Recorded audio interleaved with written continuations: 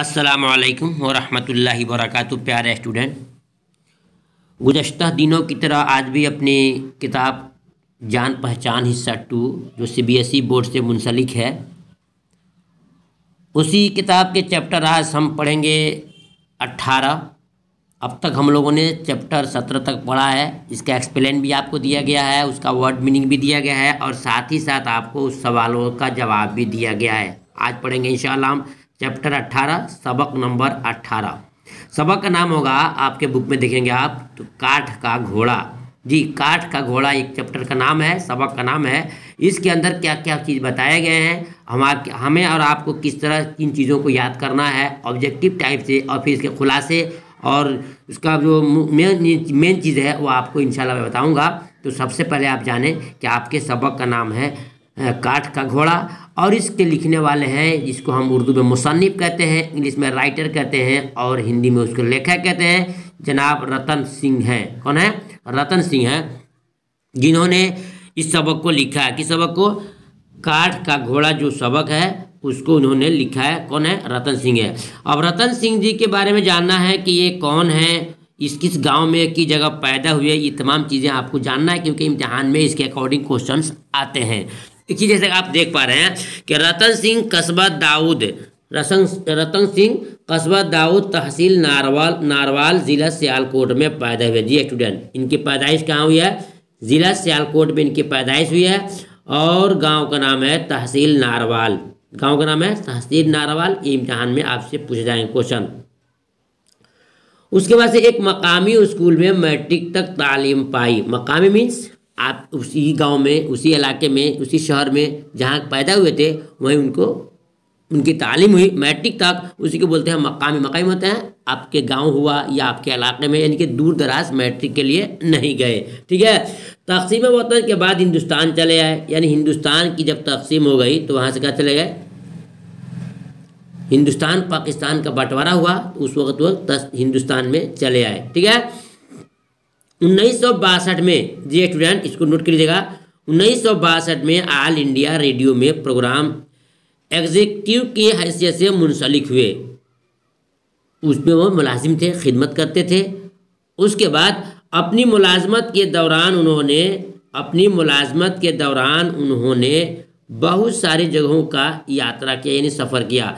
अपनी मुलाजमत के दौरान उन्होंने जालंधर, भोपाल, लखनऊ, जबलपुर और इसके अलावा जी जितने हैं उन लोगों पर इन्होंने श्रीरंगन वगैरह शहरों में क़याम किया। क़याम क्या मीन्स? वहाँ पर जाकर ठहरे, कभी शहर में कभी उस शहर में जाकर वो जितनी दिन तक उनकी मुलाजमत थी, नौकरी थी, वो कहीं कहीं गांव में जाकर के थोड़े थोड़े दिनों तक अपने क़याम किया।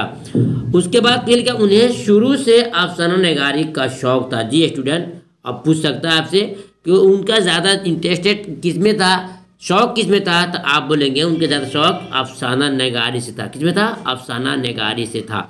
तालिब इल्मी के दौर में कहानियाँ लिखने, तालिब इल्मी दौर कहते हैं कि स्टूडेंट लाइफ। तालिब इल्मी दौर मीन्स स्टूडेंट लाइफ, यानी पढ़ने के ज़माने के लाइफ में उनको कहानियाँ लिखने का, कहने का बहुत शौक़ था। बतौर अफसाना नगार उनका नाम बहुत जल्द मशहूर भी हो गया, यानी कि इलाके में, गांव में, शहर में उनका नाम चर्चित हो गया, मशहूर हो गया।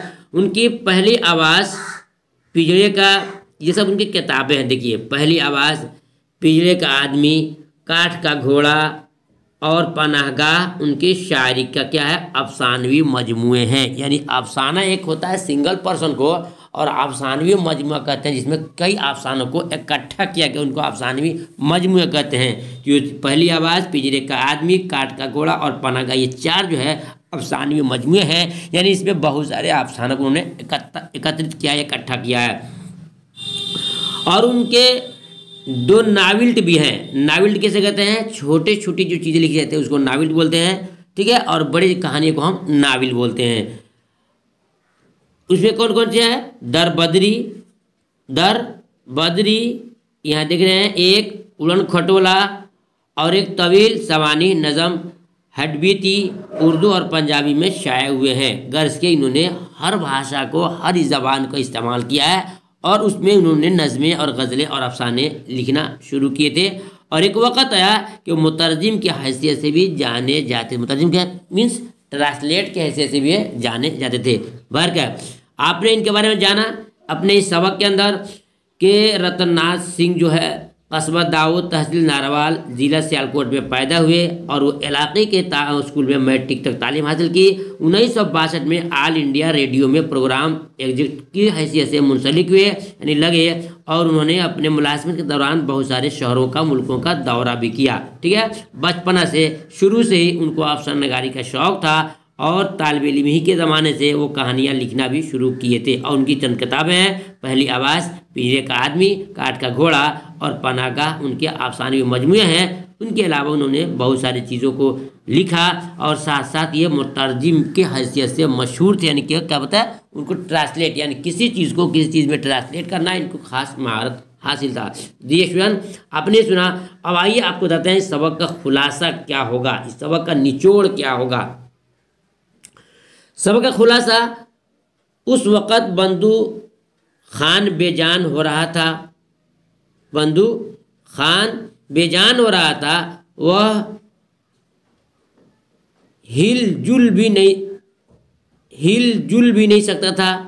बंधु के ठेले की वजह से अंधेर देव के तंग बाजार में रास्ता तकरीबन बंद हो गया था।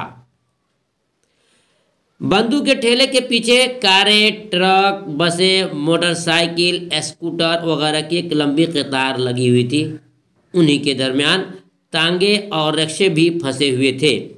उन गाड़ियों में बड़े बड़े अमीर कबीर लोग, कारखाने और कारखानेदार, कारोबारी, सेठ, दफ्तरों के अफसरान, दुकानदार, फौजी और पुलिस वाले, बाबू, आम आदमी, घर का सामान खरीदने वाले, औरतें, स्कूल और कॉलेज के बच्चे, डॉक्टर, नर्स, इंजीनियर सब रुके हुए थे।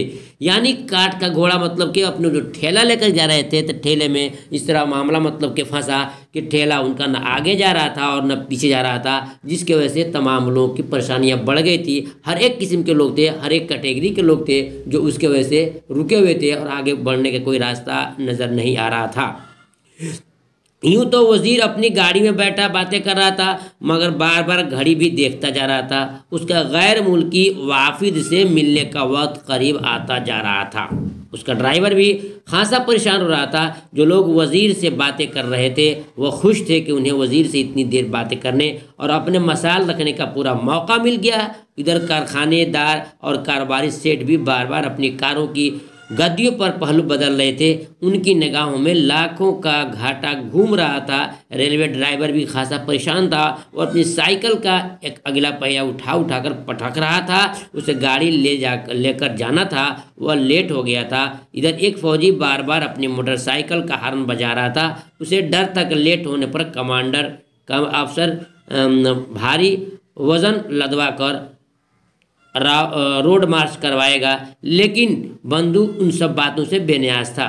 घर के तमाम परेशानियां सामने खड़ी थी बंधु के इस ठेले की वजह से, लेकिन बंधु उन तमाम बातों से बेनियाज था। आज उसमें इतनी ताकत नहीं थी कि ठेले को आगे बढ़ा सके। उसे बचपन में खरीदा हुआ काठ का घोड़ा याद आ रहा था जो दूसरे बच्चों के खिलौनों के सामने बिल्कुल हकीर सा था। उसके साथ ही कहा करते थे कि कहाँ पहुँच गए थे, ले उसके साथी कहाँ से कहाँ पहुँच गए थे, लेकिन किस्मत ने उसे भी काठ का घोड़ा ही बना डाला। बस बेचारा बंधु ठेले वाला लाचार बंधु ठेले वाला वो अपने बेटे चंदू को पढ़ा भी न सका। उसके दिल में आया कि ठेला पहले ही सड़क नहीं रहा था, क्यों न उसे छोड़कर अलग खड़ा हो जाए। रह कर उसके दिल में ख्याल उठ रहे थे कि एक दिन चंदू को भी यही सब कुछ करना पड़ेगा। उसके लिए एक कदम बढ़ाना दुश्वार हो रहा था, लेकिन उसके पीछे जो लोग जाम में फंसे थे बार बार हॉर्न बजाकर उसे अपने गुस्से का इजहार कर रहे थे। लेकिन बंधु एक जगह खड़ा था, वह आगे बढ़े, उसके पाँव में हरकत आए, जिंदगी आगे बढ़े, ये कभी ऐसा सोच नहीं सकता था।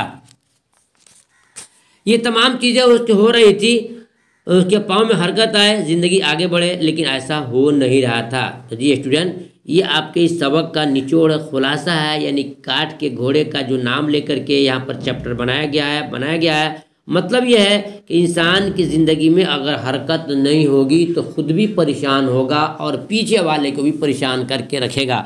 यही कहानी इसके अंदर चंदू और बंधु जो हैं अपने बाप बेटे की कहानी है कि खुद नहीं पढ़ा था, सोच रहा था कि मैं अगर नहीं पढ़ूंगा तो मेरे बेटे भी आगे नहीं पढ़ पाएंगे, लिहाजा अपने से वो सीख देख करके बच्चों को आगे बढ़ाने की कोशिश करता था। लेकिन जब इंसान के अंदर कुछ नहीं होता है तो आगे कर भी नहीं पाता है। ये तमाम चीज़ें इस कहानी के अंदर लिखा गया है। बस इतना जानिए कि इस सबक से हो सकता है कि आपसे इम्तहान में पूछ दे इस सबक का खुलासा क्या है, इस सबक का निचोड़ क्या है, तो आपको भी थोड़ा सा बताना होगा। इस सबक का निचोड़ और खुलासा यही बताना होगा कि बंधु खान बेजान हो रहा था और वो हिल जुल भी नहीं सकता था, इसलिए वो परेशान था और अपने ठेले को आगे बढ़ा नहीं सकता था। मुराद यह है कि अपने पिछली कहानियों को, पिछली बातों को याद कर रहा था। काठ का रंगीन घोड़ा लेकर जब वो बड़े फख्र से गली कूचों में बेचा करता था तो उसने देखा कि किसी के पास चाबी वाली मोटर थी जो घूम घूम कर करती है, तेज भागती है, किसी के पास रेलगाड़ी थी, इंजन समेत अपने आप को चलने वाली थी। ये तमाम चीज़ों को देख करके उसके ज़हन में आता था कि काश कि मैं भी एक अच्छा इंसान होता जो अपने साथियों की तरह मैं भी आगे बढ़ता। इस सबक से निचोड़ यही निकलता है कि इंसान को बेहिस नहीं होना चाहिए, बल्कि इंसान के अंदर में हरकत होनी चाहिए, क्योंकि हरकत के ही अंदर बरकत है और कुछ इसके अंदर नहीं है। इंशाल्लाह कल मैं जो है आपको इसका वर्ड मीनिंग जो है उस वर्ड मीनिंग का दूंगा, यानी अल्फाज मानी का दूंगा, और जो इसमें क्वेश्चन बन रहे हैं उन तमाम क्वेश्चन का सवाल का जवाब भी मैं आपको दूंगा। ठीक है, तो इसको सुनिए 1 से 2 बार और इसकी निचोड़ को समझिए। इंशाल्लाह कल आपको सवाल जवाब दूंगा। खुदा हाफिज़, अस्सलाम वालेकुम रहमतुल्लाहि व बरकातहू।